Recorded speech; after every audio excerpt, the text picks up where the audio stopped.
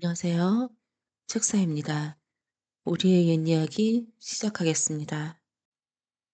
옛날 어느 마을에 부유하게 사는 양반이 외아들을 두어 금지옥엽으로 키웠다.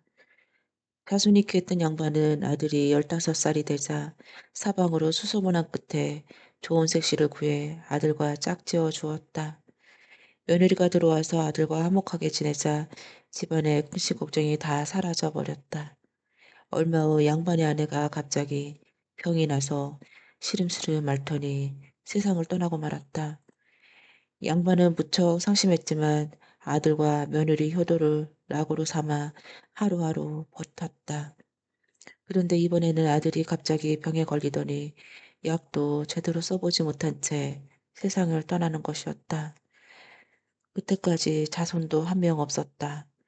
아들이 그렇게 힘없이 죽어버리자 양반은 인생살이에 도무지 뜻을 잃고 말았다. 그는 벼슬을 다 버리고 지방으로 낙향하여 사람들과 교류도 끊고 술을 벗삼아 나날이 보내기 시작했다. 며느리 신세는 더 딱했다. 신혼의 재미를 충분히 들어보지도 못한 채 평상가부가 되어 시아버지를 모시며 산다는 것은 젊은 여인으로서는 너무나 큰 고통이었다. 그나마 시아버지가 돌아가시고 나면 외톨이로 살아야 할 형편이었다. 시아버지는 그런 며느리를 볼 때마다 마음이 안 좋아서 쯔쯔 혀를 차곤 했다. 젊으나 젊은 것이. 어느 날 양반은 며느리를 불러서 말했다. 내가 몇 월 며칠에 귀한 친구를 불렀으니 좋은 술과 음식을 장만하도록 해라. 날짜가 다가오자 며느리는 정성을 다해 술과 음식을 준비했다. 하지만 막상 그날이 되어도 손님은커녕 사람의 그림자도 보이지 않았다. 이제나 저제나 기다리다 보니 날이 저물어 밤이 되고 말았다. 아가, 준비해 놓은 음식을 내오거라. 그냥 우리끼리나 먹자꾸나. 며느리가 주안상을 차려서 들어가자 그는 며느리 앞에 술을 따르라고 했다. 전에는 그런 일이 없던 터라 놀라면서도 며느리는 거역하지 못하고 술을 따랐다. 양반은 며느리가 주는 술을 여ყოფ고 세 잔이나 들이키더니 술잔을 며느리에게 건네주었다. 자, 너도 한 잔 마셔라. 아버님, 저는 술을 못합니다. 아니다. 이건 내가 특별히 주는 술이니 마셔야 해. 시아버지가 워낙 엄하게 권하는지라 며느리는 차마 떨치지 못하고 한 잔 받아 마셨다. 그러자 그만 가슴이 콩콩콩 뛰고 얼굴이 화끈 달아올랐다. 시아버지는 며느리로부터 잔을 받아 마시더니 다시 며느리에게 술잔을 권하면서 마시게 했다. 며느리가 연거푸 세 잔을 권해서 마시게 한 시아버지는 뜻밖의 말을 꺼내기 시작했다. 지금 너하고 나하고 마신 술의 뜻을 아느냐? 그건 이제 너하고 나하고 헤어지자는 이별주야. 아니 아버님, 그게 무슨 말씀이십니까? 나는 이미 늙었지만 젊지 젊은 너는 이렇게 살 수는 없지 않지. 짐을 싸서 새 살림을 시작해라. 그러자 며느리가 깜짝 놀라 울음을 터뜨렸다. 아버님, 아버님 아닙니다. 그런 말씀 마세요. 저는 여기서 평생 아버님을 모시며 살겠습니다. 말씀을 거두어 주세요. 하지만 시아버지는 단호했다. 이미 마음먹은 일이니 딴소리 말아라. 이 길로 집을 떠나 50리 밖에 가서 누구든 처음 만나는 사내와 함께 살도록 해라. 그것이 너의 길이야. 며느리가 울며 불며 안 가겠다고 사정했지만 시아버지의 뜻은 꺾지 않았다. 말을 듣지 않으면 자기가 사라져 돌아오지 않겠다며 평소 안 하던 호통까지 쳤다. 며느리가 하늘 수 없이 길 떠나 채비를 하고서 울먹울먹거리며 아직 인사를 하자 양반은 며느리에게 작은 상자 하나를 건네주었다. 그거면 그럭저럭 살림을 차릴 수 있을 게야. 아버님, 며느리는 울음을 터뜨리며 시아버지께 큰절을 올렸다. 부디, 부디 내내 평안하소서. 며느리는 대문을 나서서 떨어지지 않는 발걸음을 떼놓았다. 어디로 얼마큼 갔는지도 모르게 정신을 놓고서 하염없이 길을 가다 보니 날이 밝아오기 시작했다. 그때 맞은편에서 걸어오는 사람이 있었다. 중년 남자 하나가 오줌 장군을 짊어지고 오더니 밭으로 들어가서 붓기 시작했다. 여인은 그 자리에 서서 물끄러미 그 남자를 바라보았다. 그 남자는 아는지 모르는지 자기 일만 할 뿐이었다. 남자가 걸음을 다 주고 왔던 길로 다시 돌아가기 시작했다. 여자는 말없이 그 뒤를 따랐다. 그리고 남자 뒤에 따라서 한 오두막집에 들어갔다. 그 집에는 관연한 처녀 하나가 밥을 짓고 있었다. 저분은 부친이신가요? 그렇습니다만 새벽부터 웬일이세요? 말 못할 사정이 있습니다. 여자는 마치 자기 집에 들어온 양 살림을 챙기면서 처녀와 함께 밥을 차리기 시작했다. 그리고 처녀가 권하자 사양치 않고 부녀와 한 상에 밥을 먹었다. 밥을 먹고 나자 상을 치우고 청소를 하고 물을 길러 오고 빨래를 했다. 뜻밖의 일에 처녀는 눈을 동그랗게 뜨고 여자를 바라보았다. 그날 저녁 사내가 들어와 여자를 발견하고서 던지듯이 말 한마디를 했다. 여긴 당신이 머물 곳이 아닙니다. 돌아가세요. 그러자 여자가 기다렸던 듯이 말을 받았다. 당신과 할 얘기가 있습니다. 내 말을 잘 들어보세요. 그러면서 여자는 사내에게 자신이 극유한 사연을 차근차근 풀어놓기 시작했다. 저는 시아버지 뜻을 어길 수가 없는 사람입니다. 저를 당신의 아내로 받아주세요. 그러자 사내가 곤란한 표정을 지으며 말했다. 나도 한때는 글을 읽는 선비였지만 집이 몰락해서 이렇게 공군하게 되었어. 나이가 이미 40이 넘은 데다 당신과 같은 또래의 딸을 데리고 살고 있어요. 나는 당신을 거둘 수가 없습니다. 나이 40이면 아직 한창입니다. 집은 옮기면 되고 딸님은 혼처를 정해 시집을 보내면 될 일이에요.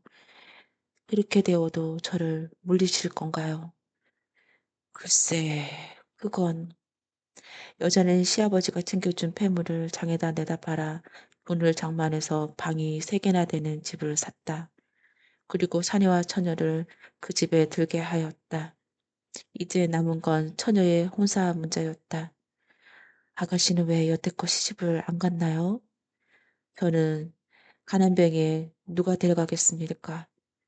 또 그런 사람이 있다 한들 홀로 계신 아버지를 두고 저 혼자 어찌 시집을 가겠습니까?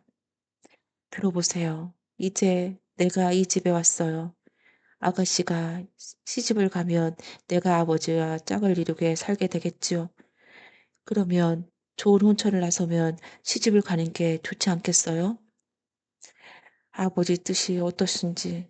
그러자 사내가 말했다. 나는 내가 가녀토록 시집을 못 보낸 게 한이었으니 이럴 게 다 있겠느냐. 내 혼사라면 내가 발벗고 나서야 할 일이야. 그러자 여자가 나서서 말했다. 내가 중매쟁이가 됐죠. 내가 알고 있는 좋은 혼처가 있습니다. 누군가 하면 바로 저희 시아버지지요. 나이 50 가까이 되었으나 아직 건강하신 데다가 재산도 있고 명예도 있으시지요. 무엇보다도 마음이 곱고 따뜻한 분이랍니다. 분명 아가씨를 행복하게 해주실 겁니다. 그 말을 들은 아버지와 딸은 서로 물끄러미 얼굴을 마주 보았다. 그리고 말없이 고개를 끄덕였다. 딸은 아버지를 생각하고 아버지는 딸을 생각해서 그렇게 결정한 것이었다. 여자는 그 길로 부녀와 함께 시아버지한테로 갔다. 며느리가 돌아온 것을 보고 시아버지는 깜짝 놀라면서도 눈물을 흘리며 반가워했다. 며느리가 떠난 뒤로 무척이나 쓸쓸하게 세월을 보낸 터였다. 아버님, 저는 아버님 덕에 쩍을 만났습니다. 아버님도 재혼하셔서 새로운 삶을 시작하세요. 아니, 그게 무슨 말이냐? 누가 이렇게 늙고 고달픈 사람한테 시집을 온단 말이냐? 아버님, 염려 마세요. 제가 시어머니 되실 분을 모셔왔습니다. 사양한다는 말씀을 하지 마세요. 아버님이 재혼을 사양하시면 저도 새로 만난 짝과 헤어지겠습니다. 며느리는 사내와 딸을 시아버지와 만나게 했다. 아니나 다를까 젊은 처녀가 기꺼이 양반과 혼인하겠다고 나섰다. 사내 또한 양반의 이품에 감복하여 딸을 맡길 생각이 저절로 우러나는 것이었다. 그렇게 해서 며느리는 사내와 혼인하고 시아버지는 사내의 딸과 혼인하게 되었다. 시아버지는 재산을 갈라 사내의 집을 지어주고 두 집이 함께 살 수 있도록 했다. 이후 시아버지 집은 이남 일녀를 두고 며느리 집은 일남 일녀를 두어 잘 키웠다고 한다. 전날의 시아버지와 며느리의 관계가 뒷날에 이르러 사위와 장모가 된 관계였으니 그들을 서로 어떻게 대했을까? 양반의 집에 왔을 때는 시아버지가 며느리로 지내고 사내의 집에 왔을 때는 장모와 사위로 행세했다고 한다. 지상이 차려진 마당에 들어서면서 말에서 내리다 잘못하여 떨어져 그 자리에 모두 죽고 말았다. 잔치상이 차려놓고 풍악을 울리던 마당은 흥곡 소리가 가득 찬 초상집으로 변하고 말았다. 갑작스럽게 새 아들의 장사를 치른 내외는 하도 억울하고 분해해 온님한테 찾아갔다. 온님, 이 온수를 갚아주십시오. 과거에 급제한 우리 새 아들의 목숨을 빼앗은 그 못된 귀신에게 온님께서 온수를 갚아주십시오. 온님은 어처구니가 없는 얼굴로 내외의 얼굴을 내려다보았다.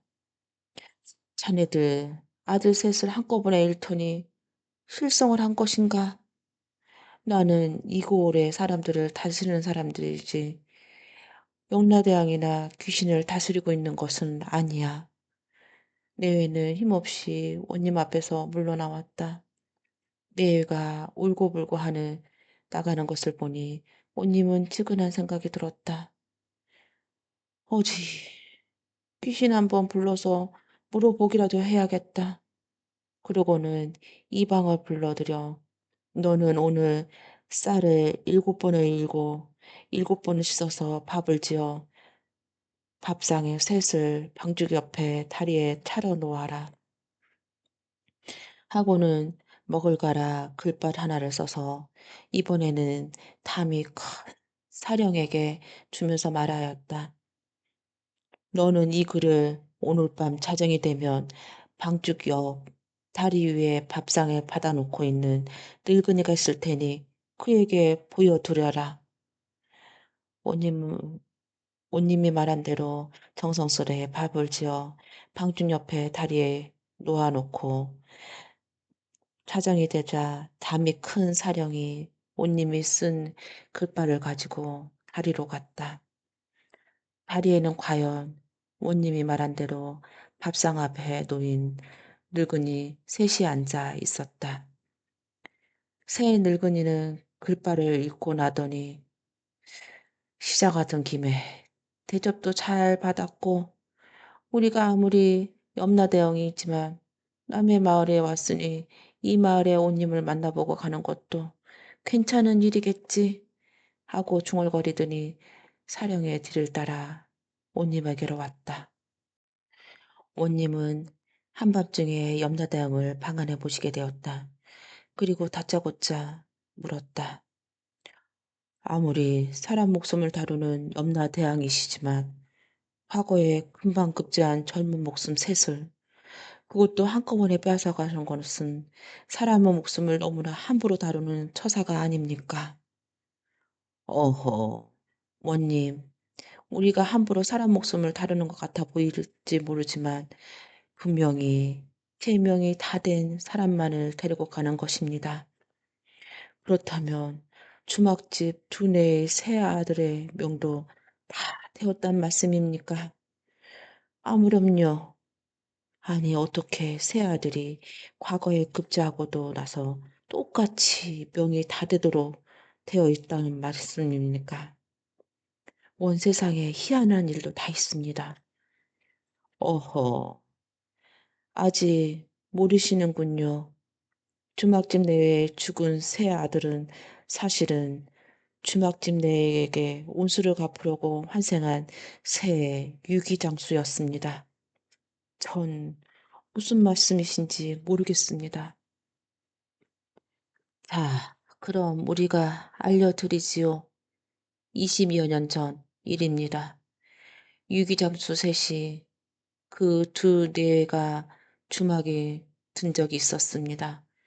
그때 두 뇌가 밤중에 유기장수들을 죽이고 그 돈을 빼앗은 뒤 시체를 마구간에다 묻었지요. 온통하게 죽은 유기장수 셋은 온수를 갚기 위해 주막집에 내 아들로 태어나 귀여운 자식으로 기쁨을 주었다가 갑자기 죽음으로써 두 뇌의 가슴에 슬픔의 칼을 꽂은 것입니다. 그 말을 마치자마자 새 늙은이는 자취를 감추었다. 이튿날 원님은 사령들을 보내어 산깁스 주막집의 마구간을 파보도록 하였다. 그랬더니 과연 염라대왕이 말한 대로 유기장수 셋의 시신이 썩지도 않은 채 그대로 있었다. 원님은 곧 주막집 내외를 잡아들여 벌을 내렸다. 알려드리겠습니다. 할머니는 사또에게 다가가 귀에다 대고 소곤거리며 산적들을 소탕할 방법을 일러주었다. 이 이야기를 다 듣고 난 사또는 고개를 끄덕이며 말했다. 참으로 좋은 방법이요. 하지만 그렇게 하면 할멈이 위험할지도 모르는데 괜찮겠소. 산적들을 소탕하여 백성이 편히 살 수만 있다면 이 한 몸이야 어찌됐든 상관없습니다. 그럼 알겠소. 일려준 대로 할 테이니 부디 몸을 조심하시오. 사또와 무언가 약속한 뒤 할머니는 곧장 중릉으로 향했다.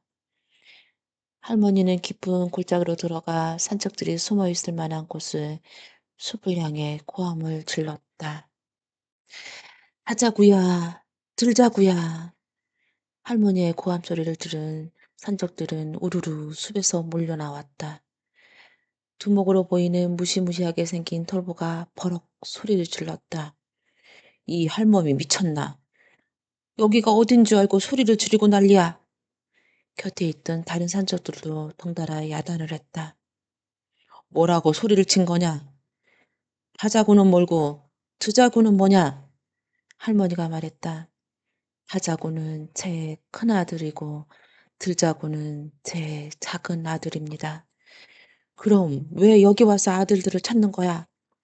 두 아들들이 이 산에서 호랑이에 물려 죽였는지 영 소식이 없기에 찾는 거라오. 부목이 말했다. 두 아들들이 죽었는지 살았는지 우리는 관심이 없으니 가진 것이나 다 내놓고 당장 꺼져라. 그때 곁에 있던 부하가 슬쩍 두목에게 말했다. 두목님, 저 할멈 데려다 우리 밥이나 짓게 합시다. 어허, 그거 참 좋은 생각이구나. 두목은 생각을 바꿔 할머니를 끌고 자기들 소굴로 데려가 밥을 짓게 했다. 할머니는 그저 시키는 대로 밥도 짓고 반찬을 만들어 산적들과 함께 살았다.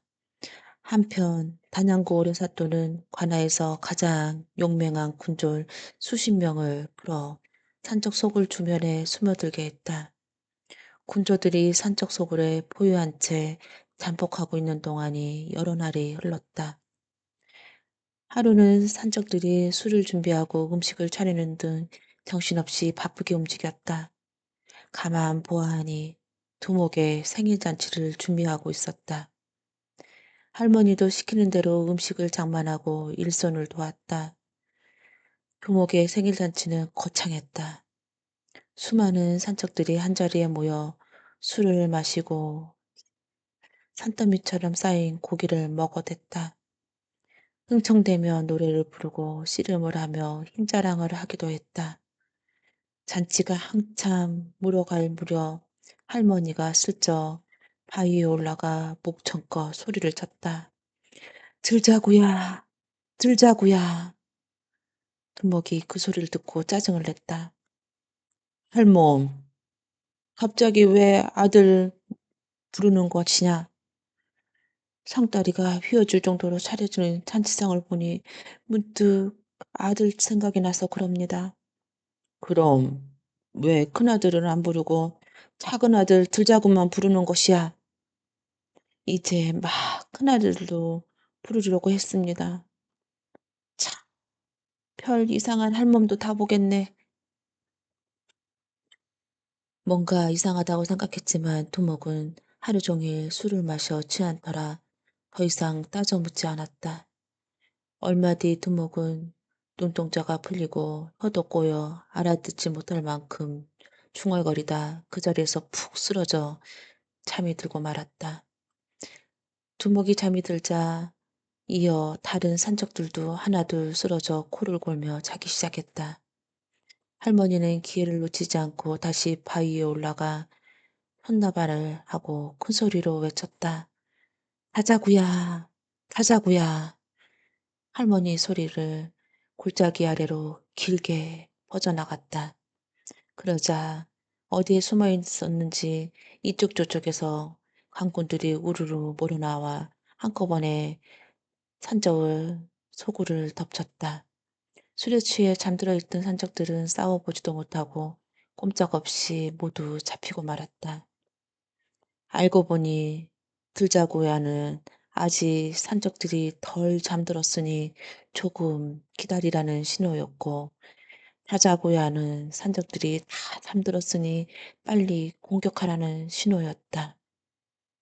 이렇게 할머니는 대치로 산적들을 모두 잡아들인 단양사또는 할머니에게 큰 상을 내리려고 했다. 그런데 이상하게도 산적들은 손탁한지 할머니는 어디론지 사라졌는지 아무리 찾아도 보이지 않았다. 이리저리 수소문해 보니 몇몇 군저들이 할머니가 홀로 소백산 위로 올라가는 것을 보았다고 했다. 사또는 그제서야 할머니가 예사 사람이 아님을 깨달았다. 고을 백성들도 다들 할머니를 다자구 할머니라고 부르며 한 목소리로 이렇게 말했다. 다자구 할머니는 소백산 산신령님이야. 산신령님이 잠시 할머니로 변해서 산적들을 소탕하고 도와준 것이라고. 한양사또 역시 고을 백성과 같은 생각이었다. 소백산 산신령님 덕에 중령 산적들을 모두 소탕했으니 해마다 제사를 올려야겠다.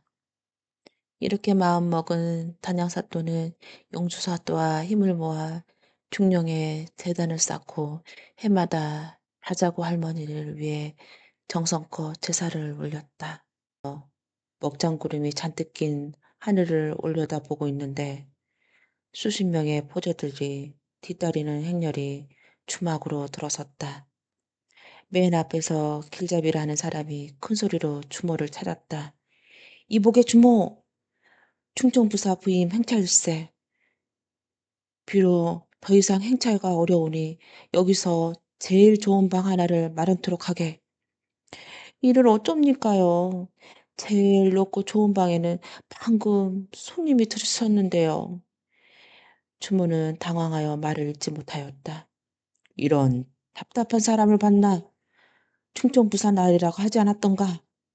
누군지 당장 방을 비우라고 하게. 아이 참, 먼저 오신 분을 어찌 내쫓습니까요?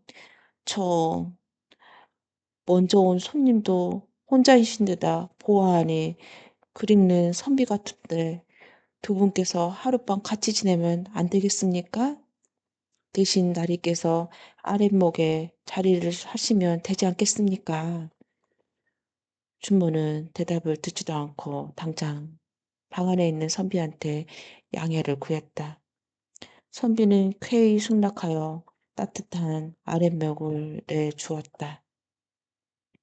충청부사는 젊은 나이에 벼슬에 오른 이번에 첫 부임길이었다 하여 잔뜩 긴장이 되면서도 한편으로는 한껏 의기양양해 있었다.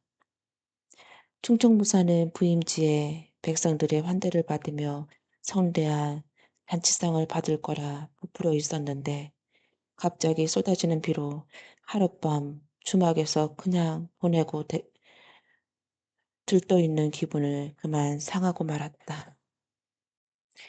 게다가 초라한 색의 선비와 하룻밤을 한 방에 보내야 한다는 것이 더욱 불쾌하였다. 참, 주제의 양반이라고 갓 한 번 크군. 꼴을 보아하니 겨우 양반 족보 하나 얻은 모양이구먼. 충청부사는 눈살을 찌푸리며 선비를 바라보다가 거만하게 말을 걸었다. 호, 장기를 둘 줄 아시오. 이렇게 한 방에 지내게 되었으니 잠시나마 무료한 시간을 달래봅시다. 아, 예, 그러시지요. 선비는 자신보다 나이가 한참 어린 부사가 반하대하는 것도 관여치 않고 미소를 지으며 존대하였다. 그렇게 해서 시작된 장기파는 서로 지고 이기기를 몇 차례 반복했다. 쉽사리 승부가 나지 않을 거라 여겨졌던 충청부사가 장기하를 놓으며 말했다. 노인 양반 장기 꽤나 주셨나 보구려. 오랜만에 족수를 만났소이다. 우리 이런 것도 만난 것도 인연인데 우리 통손명이나 하고 지냅시다. 난 이번에 묵가에 급제하여 충청부사로 임명된 김무사요. 노인 양반은 어디 사는 뉴시오? 충청부사는 잔뜩 거드름을 피우며 말했다. 예, 저는 회댁에 살고 있는 송생훈이라고 합니다. 이렇게 만나 뵙게 되어 반갑습니다. 그런데 이처럼 젊으신 분이 부사라니 참으로 훌륭하시오. 충청부사는 선비의 말에 상했던 기분이 조금 누그러졌다. 어허, 이것도 무슨 벼슬이라고. 그런데 논 양반께서는 아직 벼슬결에 오르지 못한 모양이요. 그때였다. 나리, 부사나리. 밖에서 다급히 충청부사를 부르는 소리가 들렸다. 무슨 일인가? 저 나리, 잠시만 밖으로 나오시지요. 드릴 말씀이 있습니다. 큰일이라도 난 듯한 목소리에 한껏 긴장이 되었다. 무슨 일인데 안으로 들어와 고하지 않고. 충청부사는 인상을 찌푸리며 밖으로 나갔다. 날이 큰일 났사옵니다. 글쎄 방에 있는 선비께서. 선비? 아, 그 노인 양반만이냐? 그런데 그 사람이 뭐 어쨌다고 이렇게 호들갑이냐? 지금 막 그 선비를 모시고 온 마부가 하는 말을 들었는데 그분이 이번에 이조판서에 오른 우암 송시열 대감이랍습니다. 충청부사의 얼굴이 금세 낯빛이 변했다. 때는 효정 8년, 효정은 청의 간섭으로 오래 꿈이었던 북벌에 제대로 추진하지 못하고 있었다. 형의 동정을 살피며 때가 오기만 기다렸던 효정은 청나라의 섭정인 예친왕이 다니곤 죽었다는 통보를 받았다. 이제서야 자신의 염원이었던 불보를 실행시킬 때가 왔다고 여긴 효정은 곧 송시열을 조종으로 불렀다. 그러나 송시열은 이런저런 핑계를 대며 효정의 부름을 번번이 거절했다. 더 이상 조정의 일을 관여하고 싶지 않았던 까닭이었다. 그러나 효종의 친서를 보내 이조판서에 제수하자 송시열은 신하된 자로 이를 거절할 수 없어 한양으로 올라가는 길이었다. 송시열은 초라한 행색에다 그를 따르는 이라고는 마부밖에 없었으니 누가 보아도 신임 이조판서 행차라고 여길 수가 없었다. 송시열은 한 번도 본 적이 없던 신임 충청부사 역시 그 노인이 송시열이라고는 꿈에도 생각하지 못하였다. 뭐? 뭐하라? 충청부사의 얼굴이 낯빛이 못해 하얗게 질려 있었다. 소인도 깜짝 놀랐습니다, 나으리. 그런 줄 모르고 아랫목까지 빼앗았으니 충청부사는 멍하니 아무 말도 못하였다. 나의 방자함이 끝내 스스로의 목을 치는 꼴이 되고 말았구나. 이조판서로 물러보고 무리하게 굴었으니 파직은 물론이고 이제 무관으로서 길 또한 모두 무산되고 말겠구나. 가슴을 치며 통탄한 노릇이었지만 이제 와서 엎질러진 물을 도로 주워 담을 수는 없는 일이었다. 내리는 비에도 아랑곳 없이 한동안 마당에서 서성이던 충청부사는 무슨 생각이었었는지 굳은 표정으로 방으로 들어섰다. 말씀 중에 죄송합니다. 잠시 볼 일이 생겨서. 그런데 노인 양반께서는 회덕에 사신다고 하셨지요? 충청부사는 아무 일도 없는 듯 말을 했다. 그렇습니다. 그런데 회덕에 사는 송씨를 만나니 반갑기가 그지없소이다. 뭐 그렇게까지 제가 사실 회덕에 오암 선생님 문화에서 잠시 가르침을 받은 적이 있었습니다. 문득 그 시절이 생각나서요. 그렇습니까?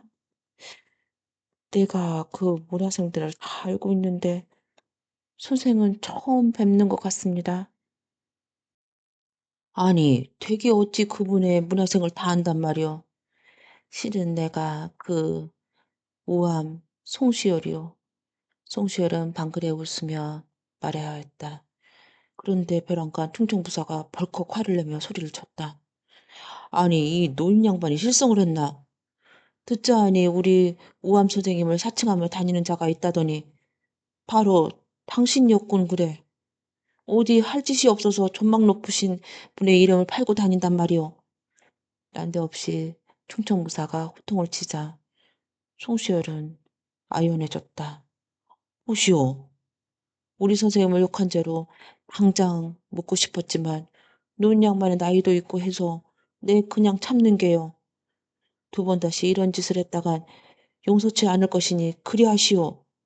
그런 다음 충청부사는 발로 문을 뻥 차더니 주막이 쩌렁쩌렁 울릴 정도로 소리를 쳤다. 여봐라. 어서 떠날 차비를 해라. 내 우리 선생님을 욕되게 하는 자와 하룻밤도 단 한시라도 같이 있을 수 없다. 못들 하는 게냐? 어서 서둘러라.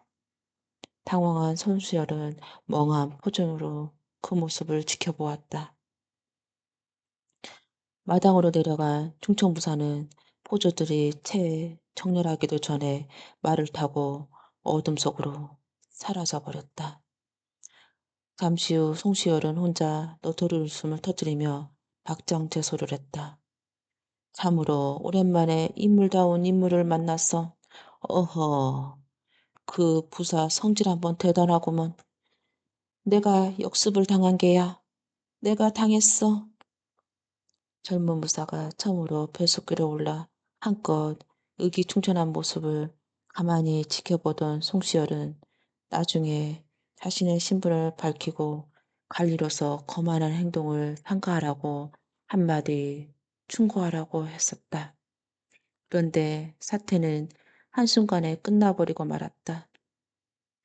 충청부사는 당당하게 송시열을 꾸짖고는 제 갈 길로 가버렸다. 당황한 것은 오히려 송시열이었다. 송시열은 충청보사의 임금인분에 다시 한 번에 간판하고 웃었다.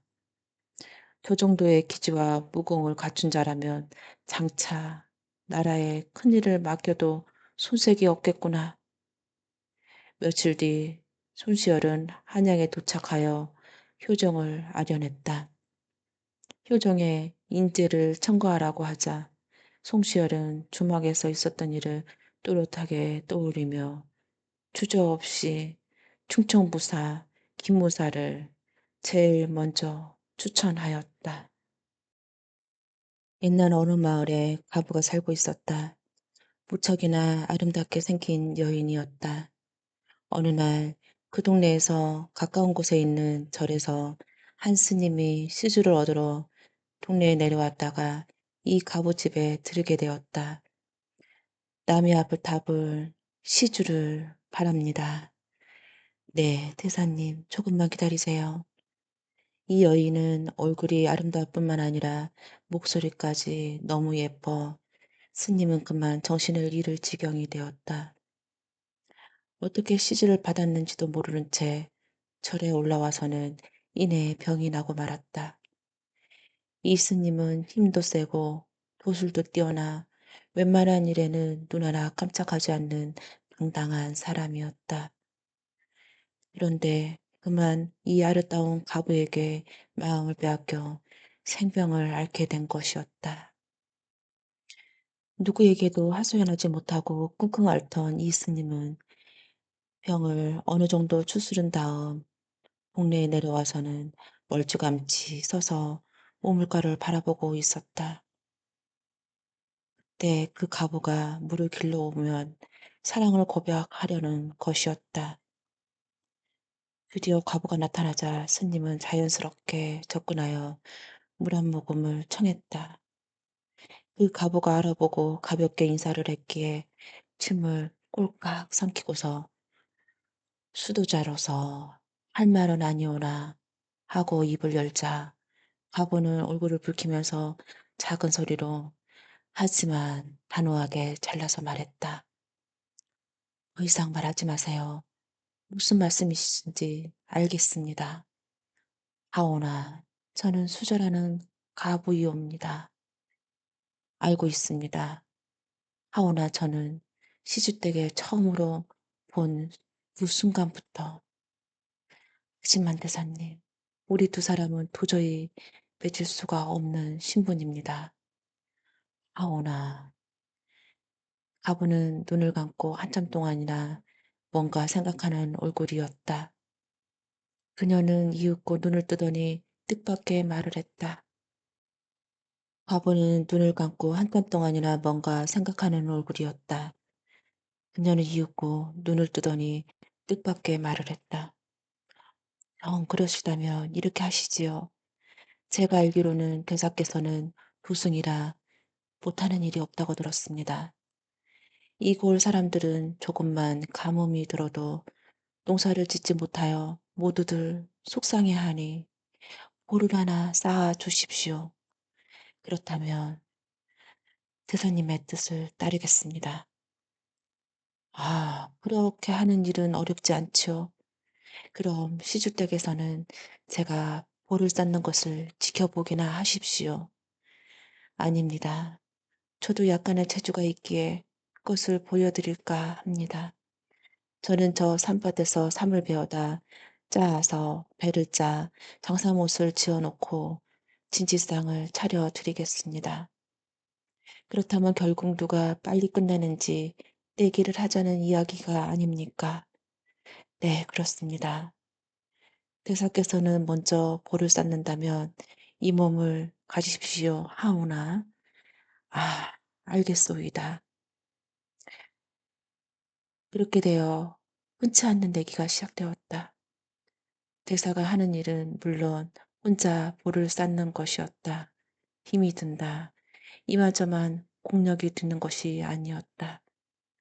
가물은 엉뚱하게도 자기 몸을 내걸고 동네에 유익한 사업인 오래전부터 쌓고 싶었던 수건의 공사를 그 스님에게 부탁한 것이었다. 과연 누가 이런 의견을 낼 수 있었을까? 치열한 내기는 드디어 막바지에 이르렀다. 가부는 어느덧 배틀에서 내려와서 삼배를 말아 옷을 만들기 시작했다. 장사만 벌을 순식간에 지어냈다. 이어서 그녀는 불을 떼서 밥을 짓고 상을 주섬주섬 보았다. 스님이 볼을 다 쌓았는지 아직 못 쌓았는지 알아보려고 하지도 않았다. 어서 중을 이겨서 수절도 할 수 있고 동네에 정말로 요긴한 보도 쌓겠다는 생각만 하고 있었다. 그런데 스님은 어찌 되었던가 그도 쌓기를 다 끝내가고 있었다. 나무랄 데가 하나도 없는 멋지고 튼튼해 보였다. 이만하면 갑으로 색시를 맞이하면서 동네에 좋은 일도 해준 것이라고 생각하니 너무나 기뻐서 눈물이 날 지경이었다. 그런데 한쪽이 좀 부실해 보였다. 돌 하나만 갖다가 올려놓으면 되는 것 같았다. 그렇게 하지 않아도 되기는 하였으나 이왕이면 완전 무결하게 끝내고 싶어서 근처에 있는 적당한 돌 하나를 둘러매고 다가서고 있었다. 이제 보에 올려놓기만 하면 되는 것이었다. 그런데 바로 그때 "대사님, 진지상 가져왔습니다." 라고 말하는 소리가 들려왔다. 과부가 밥상을 두고 그의 눈앞에 나타난 것이었다. 스님은 아찔해지는 현기증을 느끼며 마음속으로 탄식했다. 아, 때가 졌단 말인가. 그가 메고 있던 커다란 돌이 갑자기 무거워지면서 그의 몸에 짜부러지기 시작했다. 정신이 흐려져 도술이 풀렸기 때문이었다. 아, 스님은 메고 있던 돌에 눌리고 말았다. 과부는 들고 있던 밥상을 놓고 그에게 달려갔다. 스님은 사랑하는 마음과 원망하는 마음이 섞인 눈으로 과부를 올려다보다가 숨을 거두었다. 아, 내가 경솔했구나. 나 같은 아녀자의 절개가 중하다면 저 대사의 목숨 또한 중하거든. 나 혼자 어이 살리. 과부는 스님이 메고 오던 그 바위를 불끈 들어 올렸다. 그 갑옷 또한 천하장사였다. 그런데 다음 순간 힘을 뺀 그녀도 또한 그 돌에 눌려 죽고 말았다. 이보는 그 후 볼을 다시 쌓았다가 하여 중보라고 하였는데 전라남도 광양군 옥룡면 죽전리에 있는 중보거리에 내력담이 되었다.